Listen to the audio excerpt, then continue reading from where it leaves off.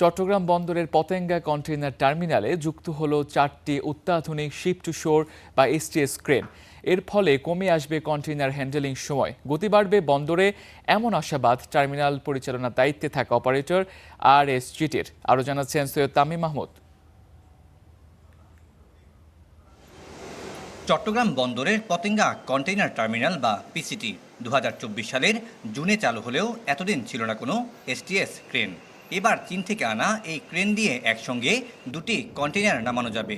এতে কমে আসবে অপারেশন টাইম, যা বন্দরের গতি বাড়াবে। অন্যদিকে ক্রেনগুলো বিদ্যুৎ চালিত হওয়ায় কার্বন নিঃসরণ কমে আসবে প্রায় শূন্যের কোঠায়। এই ক্রেনটা ওই জায়গাতেও কাজ করতে পারবে, এই জায়গাতে কাজ করতে পারবে, এই জায়গাতে কাজ করতে পারবে, যেগুলো কারণ ক্রেনগুলো চলে হচ্ছে রেলের উপর। তো সেই ক্ষেত্রে আমরা দুটো ভেসেল সবসময় একসঙ্গে কাজ করতে পারবো, তার সঙ্গে সঙ্গে একটা বার্জ অপারেশনও করতে পারবো। তো 3টা ভেসেল সিমিলটেনিয়াসলি আমরা কাজ করবে, কোনো অসুবিধা হবে না। অত্যাধুনিক এই ক্রেনগুলো কাজ শুরু করায় আশাবাদী হচ্ছেন শিপিং এজেন্টরাও। তাদের মতে কমে আসবে টার্ন অ্যারাউন্ড টাইম। যারা জাহাজ মালিক আছেন এবং আমাদের ব্যবসায়ী যারা আছেন তাদের জন্য অত্যন্ত সুখকর, এবং এখানে সময় এবং খরচ দুটোই অনেক সেভ হবে। পাশাপাশি এই ধরনের নতুন যত যন্ত্রপাতি এবং যত আমাদের সক্ষমতা বাড়বে, চট্টগ্রাম বন্দর তত বেশি, এবং বিশেষ করে বাংলাদেশের অর্থনীতিতে তত বেশি আমরা ভূমিকা রাখতে পারবো।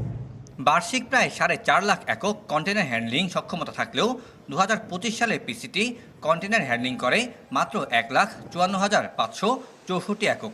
তবে এই বছরের প্রথম 5 মাসেই টার্মিনালটি কন্টেনার হ্যান্ডলিং করে 1,46,000 একক।